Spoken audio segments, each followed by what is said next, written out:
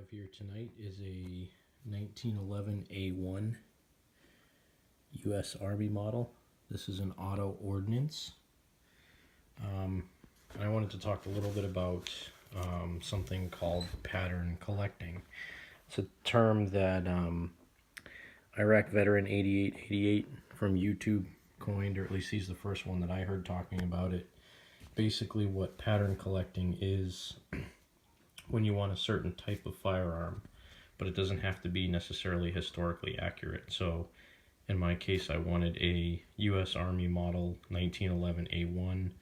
I like the old, the history of these. I wanted one that looked like it came out of World War II, not necessarily worn out and the bluing all messed up on it, but I wanted one that, was just a basic model, doesn't have to have a trigger job, doesn't have to be all fancy, but looks, like it's an old gun. But I wanted it to function well, and I wanted it, most importantly, to be in a reasonable price range.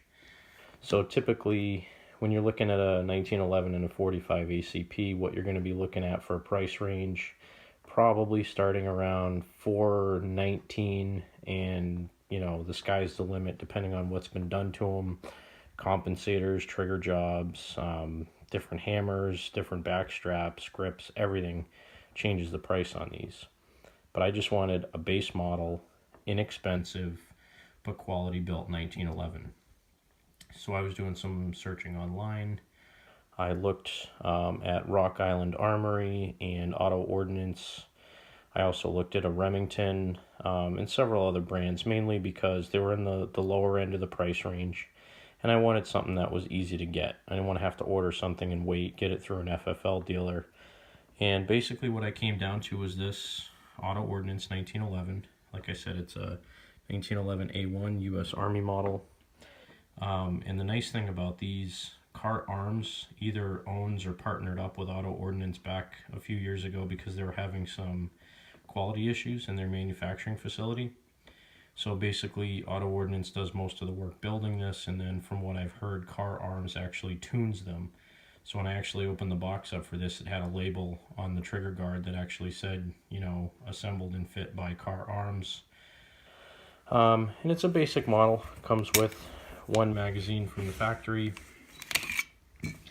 So that's the magazine, basic blued steel magazine, flat butt plate, and I was fine with that. I like the way it looks and feels. This one has the rounded back strap on it, so again, like the original A1 version, doesn't have a really wide duckbill or anything like that on the hammer, but it's got good stippling on it. Very positive engagement on the safety. Of course, I can't do it because I don't have the hammer down. A very positive engagement on the safety, but not so tight that you can't engage it. And this is empty, there's nothing in it, so tough to drop the hammer with one hand. I just pinched my finger, that kind of hurts. So, but this is my 1911 A1. So back to pattern collecting.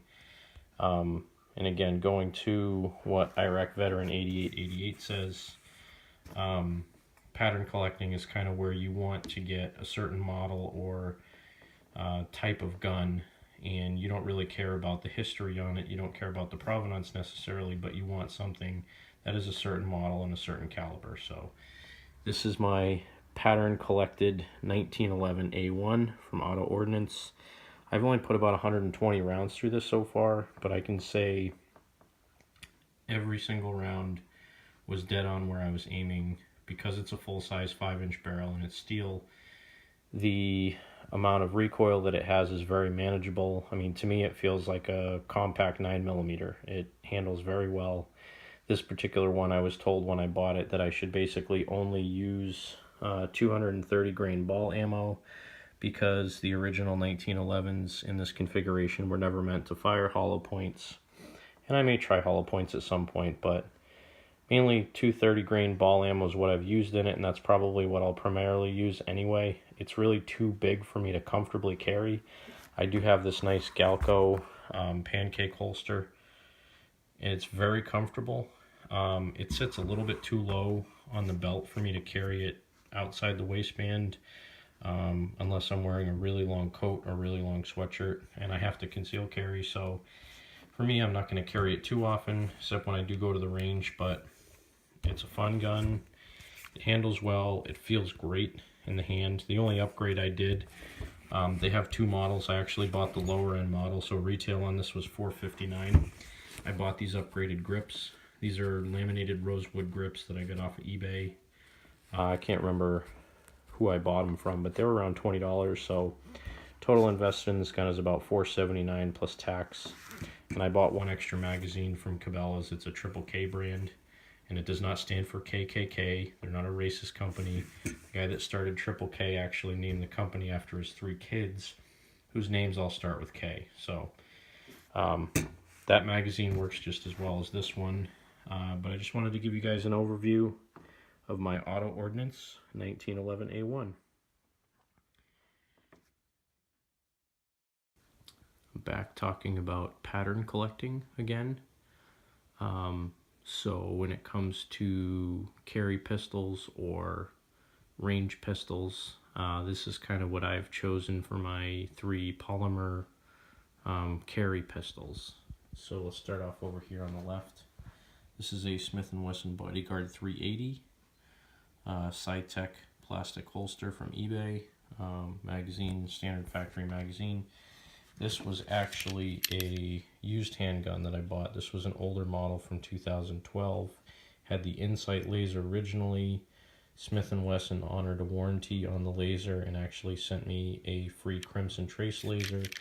So now the laser works fine. The old one basically had a kind of a nebula shape when you try to focus it. So you turn it on and it had like an oval shape, kind of like this. So the lens was messed up on it. But so that's my Smith & Wesson Bodyguard 380. You've seen that in a couple of videos. Shoots great, handles great, feels great in the hand. I was actually very amazed with how easy it is to aim this at like 21 feet, 25 feet. I was hitting the target pretty well. Basically doing about a 5 or a 6 inch group. For me, at 21 feet, that's pretty good. This is my M&P Shield 9mm. This is the non-safety version. You can see there's no safety here. Standard 8-round magazine that it comes with. This is a Blade Tech holster, which I really, really like this holster. I appendix carry most of the time. Pretty comfortable to wear, with the exception when you're getting in and out of a car. This little tab sometimes can hurt a little bit, but I kind of like the polymer gun, polymer plastic holster. They seem to fit really well because they're form fit and molded to the gun. So this is one of my 9mm. This is a carry gun. And then over here on the right, I have a Smith & Wesson SD9VE. This was actually one of the first guns that I wanted to get in 9mm. It was the second one that I bought. I bought a Ruger LC9S first, and I ended up selling that one and bought the Shield instead for my carry gun. This one can come with either a 10-round or a 16-round magazine. This has an Elite Survival holster on it. These are really comfortable. They're really cheap. They're like 21 or 22 bucks a piece. I have a few of these. I have one for this. I also have a Ruger SR22P that I use one of these holsters for. Really comfortable, really nice, minimalistic. When the gun's not in it, like if you're at the range or if you have to lock up your gun and you walk around with this holster on, after a minute you don't even feel it on there, so it's great. But this particular gun, this is primarily a range gun. I have carried it a few times, but it's pretty big and bulky. But it was one of those that I just really wanted. It fits really well in the hand, and I think I paid either 200 or 225 bucks for this used. Probably had 20 shots fired through it when I got it. The magazines were super clean and everything else.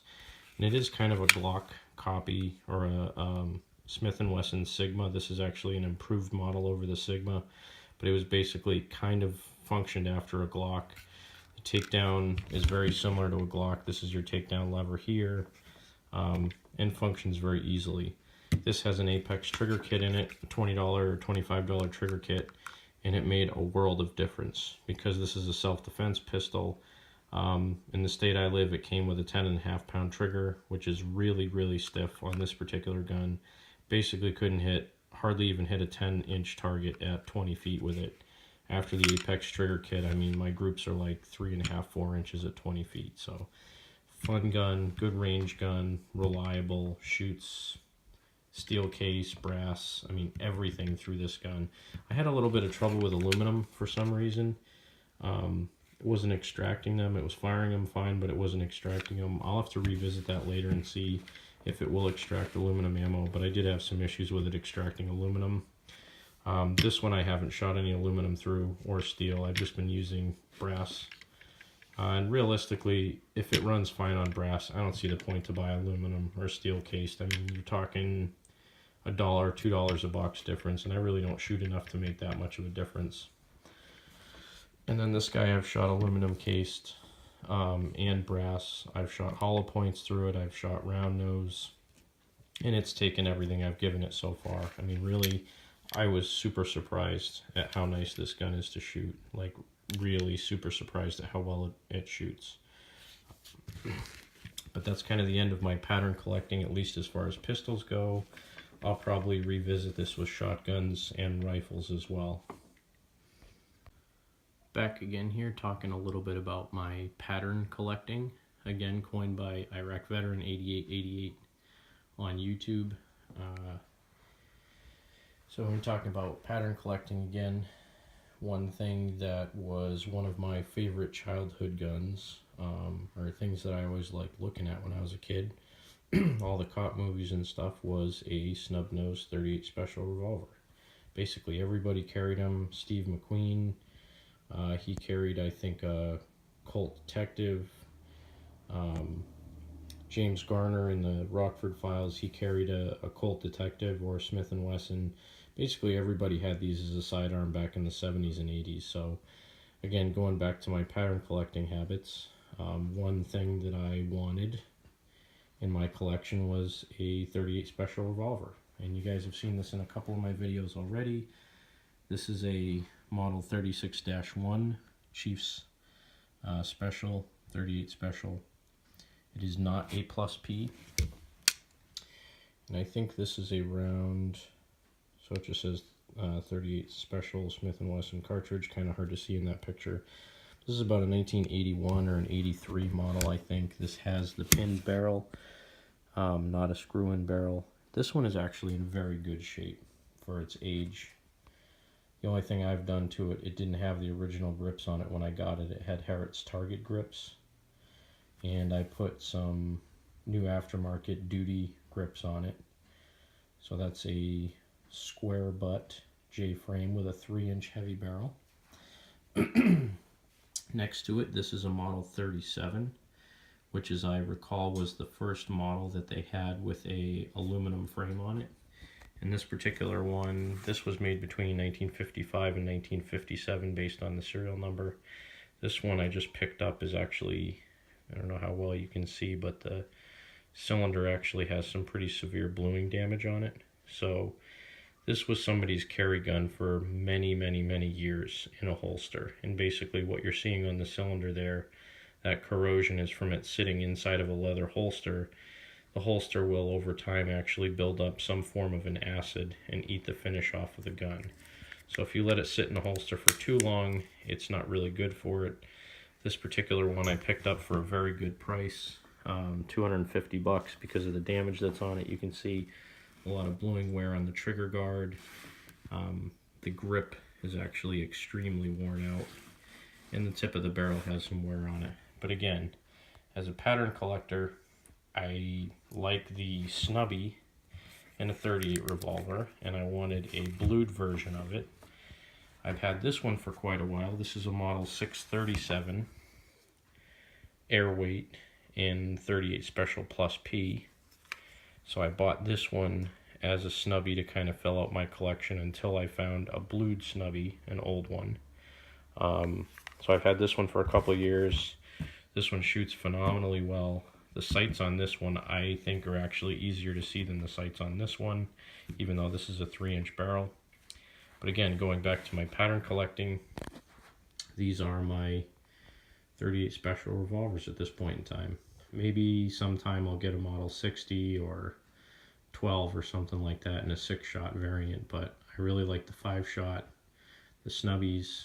And these two are the two that I typically, one of the two I carry most of the time. And I have some Winchester Defend ammo that I carry in it. So I think it's like a 125 grain or 132 grain, something like that, jacketed hollow point. And that stuff cycles really well. Low recoil, works well. So those are my revolvers.